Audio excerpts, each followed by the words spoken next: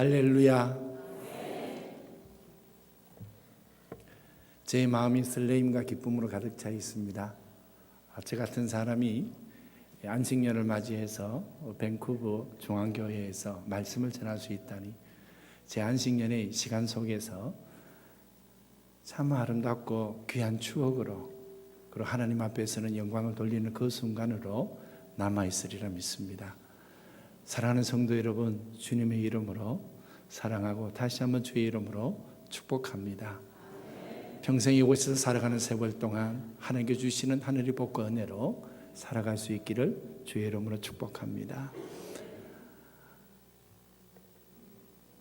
시대를 잘못 태어난 사람은 아무도 없습니다. 저 사람은 시대를 잘 만났으면 지금보다도 훨씬 더 잘 살 수 있을 텐데, 아니, 우리 스스로도 내가 시대를 잘 만났으면 지금보다도 훨씬 더 나은 삶을 살아갈 수 있을 텐데, 여러분 그렇지 않습니다. 시대를 잘못 만난 사람 없습니다. 하나님께서 아무런 의미 없이 그저 사람을 이 땅에 태어나고 보내신 적은 한 번도 없습니다. 내가 있어야 될 이유가 있어서 태어났고, 지금 이 시대 가운데서 내가 살아가야만 하는 분명한 사명이 있기 때문에 하나님께서 이 시대에 우리를 보내어 주신 줄로 믿습니다. 하나님께서는 보내실 자를 보내십니다. 있게 할 자를 있게 하십니다. 그래서 어느 누구도 이 시대를 잘못 태어난 사람은 아무도 없다는 것입니다. 시대를 하나님의 보내심을 받아서 살아가는 여러분들이 더 아름답고 더 복된 신앙생활을 하기 위해서 우리는 세 가지를 마음속에 기억했으면 좋겠다는 생각이 듭니다. 그 첫 번째는 바로 영적인 고민을 하는 사람들. 하나님을 믿기 전에는 전혀 내 마음속에 생기지 않았던 고민이 하나님을 알고 나서는 너무나 많은 고민이 생겨나기 시작했습니다. 이전에는 세상살이가 다 그렇지, 그래서 불의를 행하더라도 넘어가고, 사람을 험담할 때에도 그저 소윗거리로 재밌거리로 생활하다가 하나님을 믿고 나서는 그 험담했던 그 순간들이 마음에 시리고 아프기도 합니다.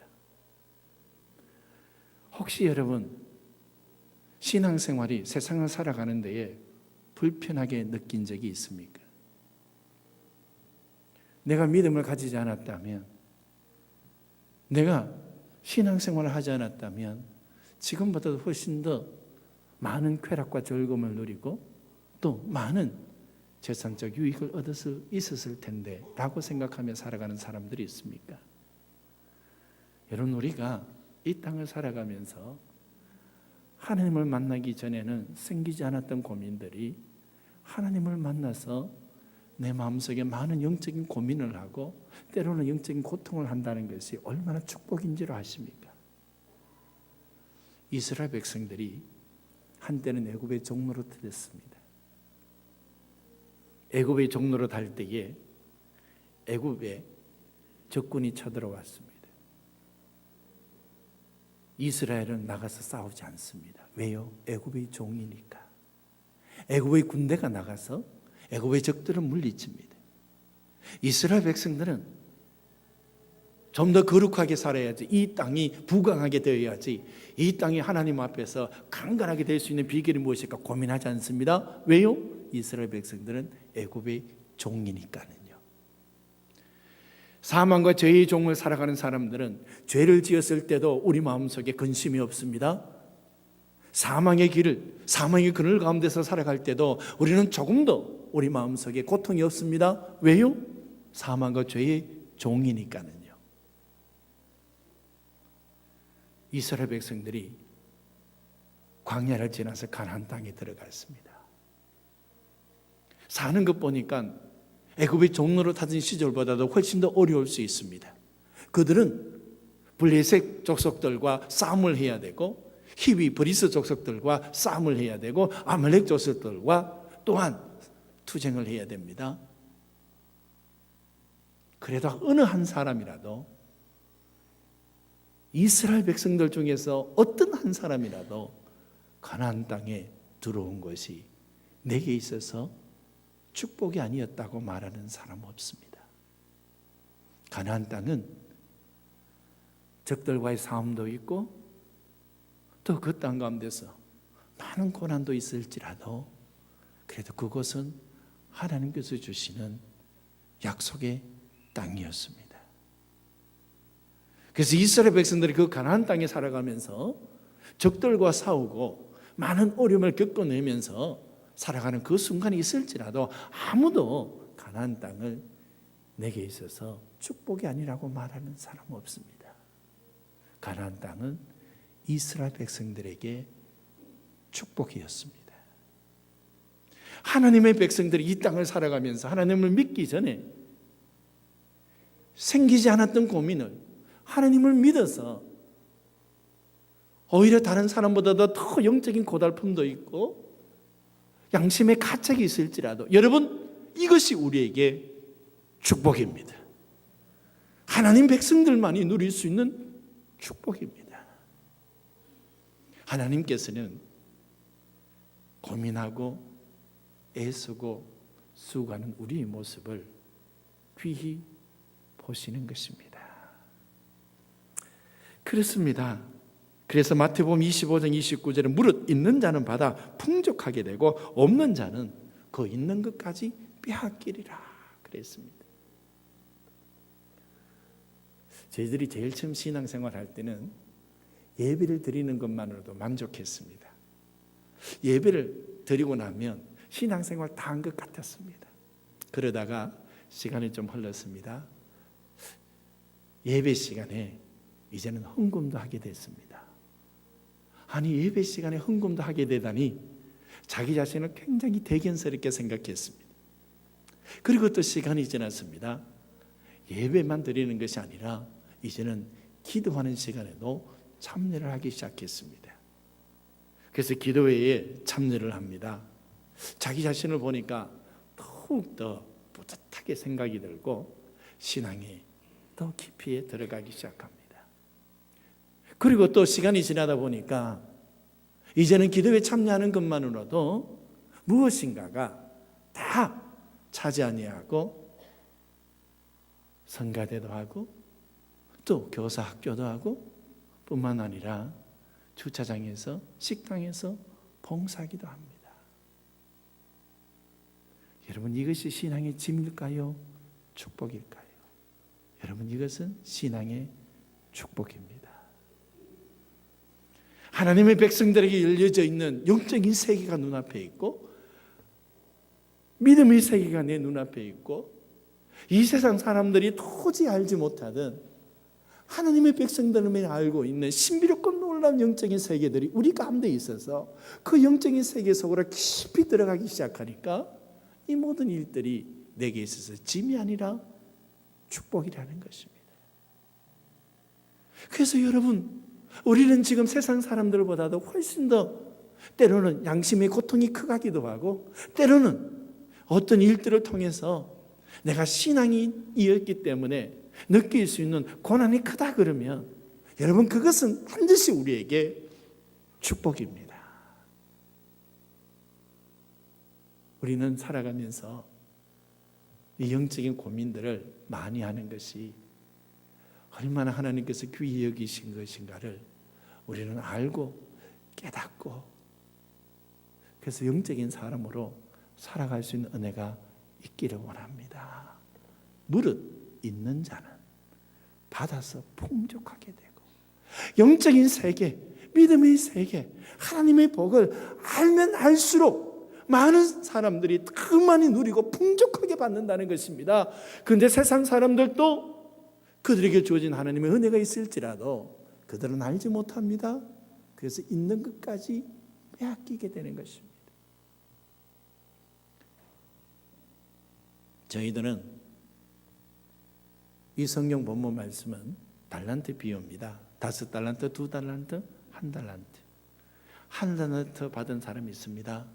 여러분이 1달란트를 받았다는 이야기는 무슨 뜻이냐면 이 세상에 태어난 누구나도 그 가운데 하나님께서 원하시는 가치가 있고, 그리고 그 사람의 마음속에 놀라운 하나님의 역사를 일으킬 수 있는 능력이 있다는 뜻입니다.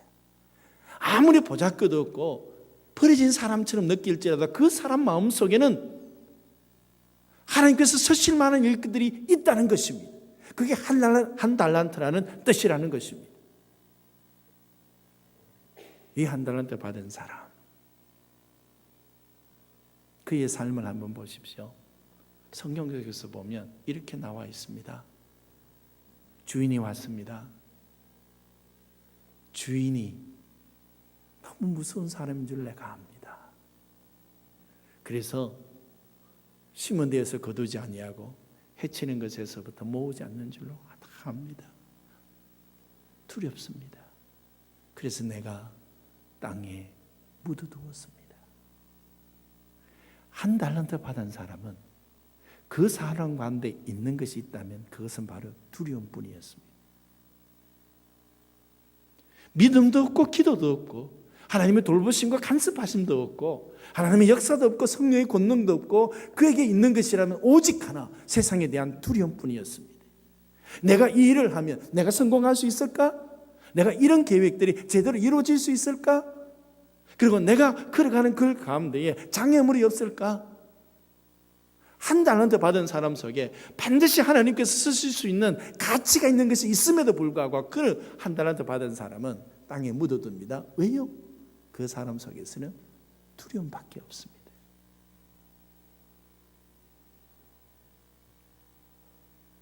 그래서 여러분, 우리에게 사람이라 그러면 하나님께서는 누구든지 간에 하나님께서 쓰실 만한 가치가 있는 인생이라는 사실을 생각하고 살아갈 수 있는 은혜가 있기를 주의 이름으로 축복합니다.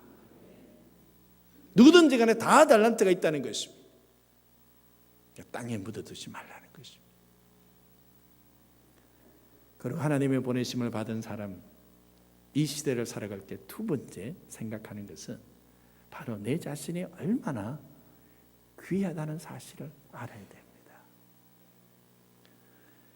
나은 사람이 움직인다고 해서 세상이 변해? 나은 사람이 기도한다고 해서 세상이 바뀔 것 같아? 나은 사람이 움직인다고 해서 세상이 움직여질 것 같아? 나은 사람은 별 수 없는 사람이야. 나는 아주 작은 존재야. 내가 있어도 그만, 없어도 그만이야. 세상에 내가 없다고 해서 세상이 나를 찾지 않아. 나는 이 정도로, 나는 보잘것없고 작고 작은 사람이야. 이렇게 생각하며 사는 사람들 많습니다. 여러분, 그렇지 않습니다. 나은 사람이 얼마나 중요한지를 알아야 됩니다. 나은 사람이 얼마나 하나님의 역사를 일으키는 사람인 줄 알아야 됩니다. 아브라함 한 사람을 보십시오. 한 사람을 하나님께서 택하여 주시고 그를 불러서 가나안 땅에 거하게 했습니다. 하나님께서는 아브라함을 고요한 정원으로 부르시지 않으셨습니다. 그것 가운데는 우상 숭배가 가득하고 그것 가운데는 싸움도 있고 그것 가운데는 생존도 있습니다. 그런 땅으로 아브라함을 부르셨습니다. 그리고 그 아브라함을 통해서 여러분, 이스라엘 백성들을 만들어내지 않습니까?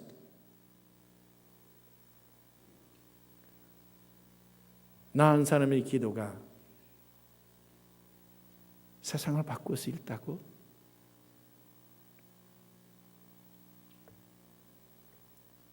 여러분, 우리가 꼭 애굽 왕이어야만 세상을 바꿀 수 있는 능력이 있다고 생각하십니까?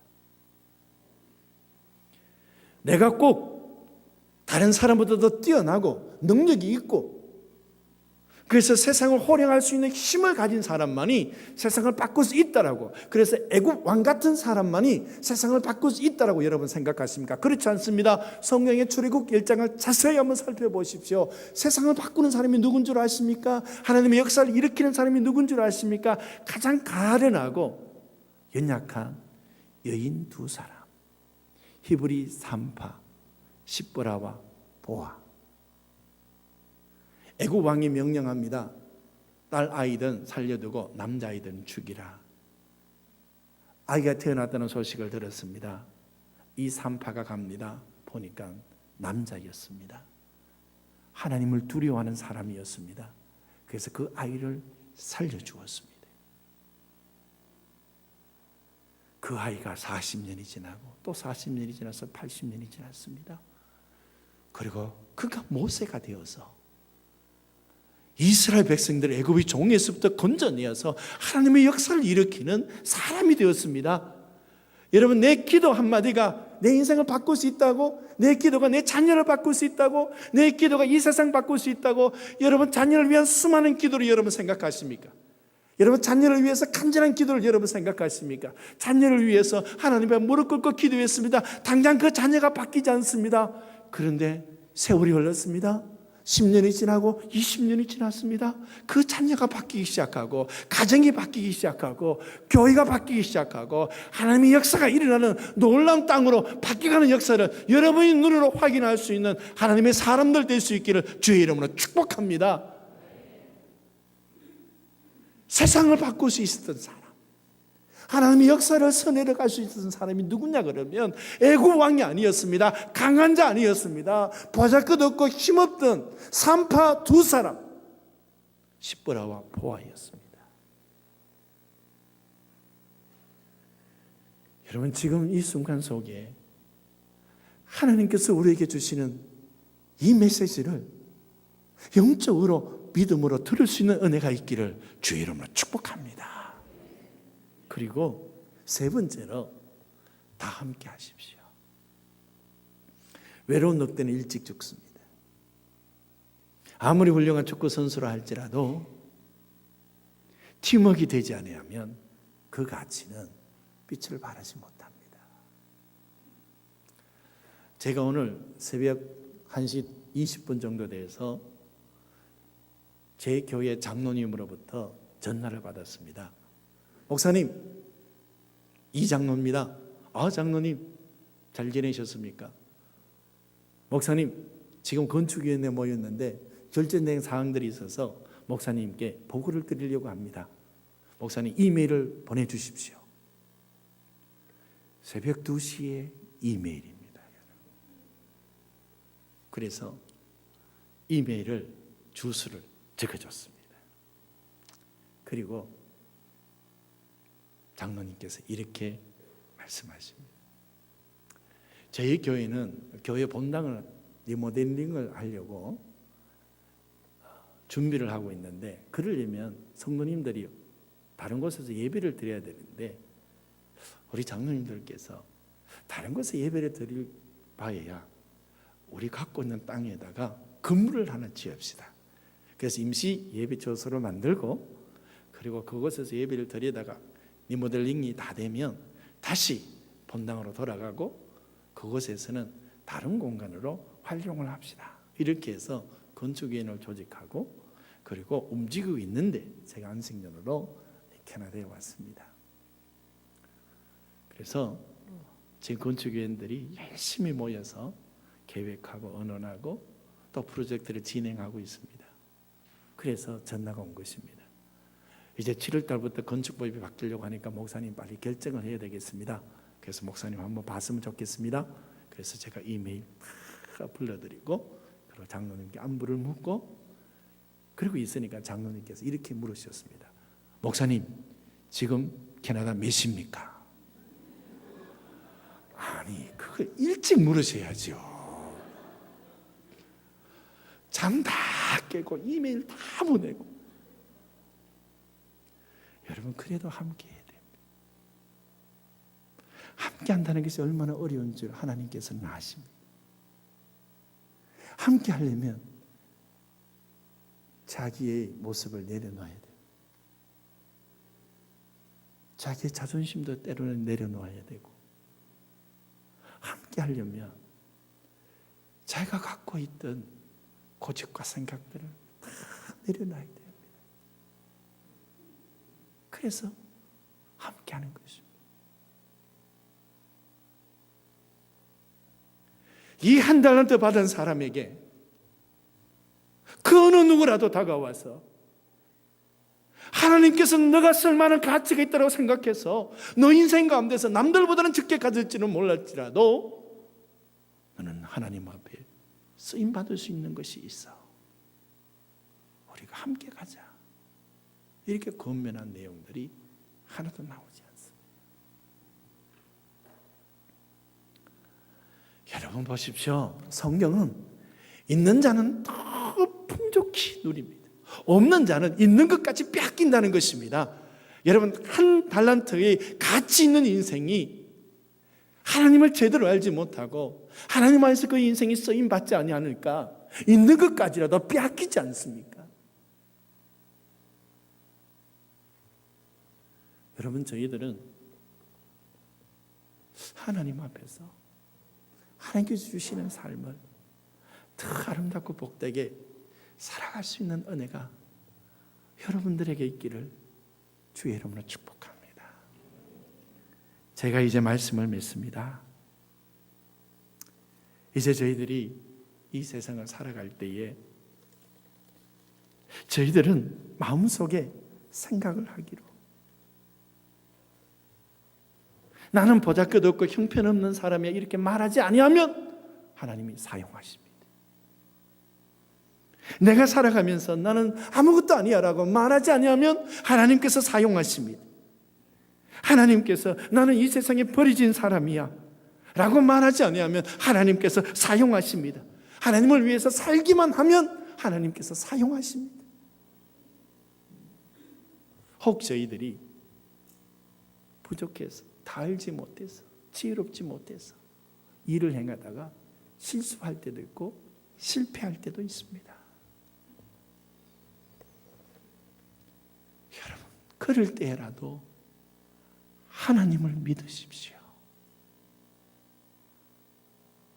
하나님께서는 우리가 실수하고 실패한 일이라 할지라도 모든 것을 합력해서 선을 이루시는 분이 하나님이신 줄로 믿습니다. 그래서 저희들은 우리가 가지고 있는 이 소중한 것들을 하나님 앞에 내어놓기만 하면 하나님께서 사용하신다는 것입니다.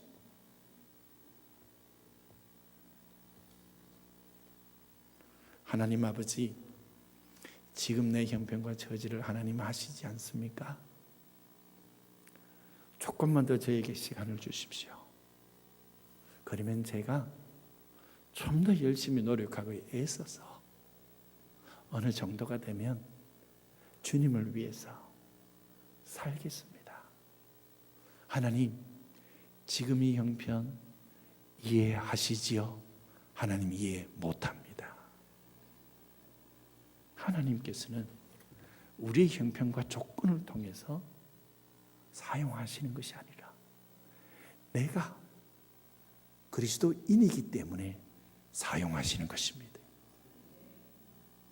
내 형편과 처지 때문에 하나님께서 나를 사용하는 것이 아니라 너가 하나님의 백성이기 때문에 내가 사용하겠다는 것입니다. 여러분, 이 하나님의 말씀이 우리의 삶 가운데에 주의 음성으로 들릴 수 있는 은혜가 있기를 주의 이름으로 축복합니다. 기도하겠습니다.